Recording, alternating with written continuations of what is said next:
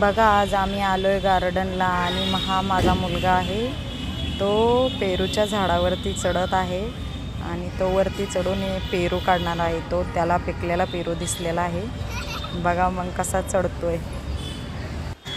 आणि त्याचं बघून बघून मैथिली पण चढलेली आहे, पण तिला पेरूच्या झाडावरती नाही चढता येत, मग ती पलीकडं शिड्या आहेत त्याच्यावरून चढलेली आहे वरती। बघा तुम्हाला दाखवते मी तिला पण ती कशी चढली आहे। असं बघा पाठीमागं दिसते का ती चढलेली आहे, पण तिला काय पेरू मिळत नाही आहे।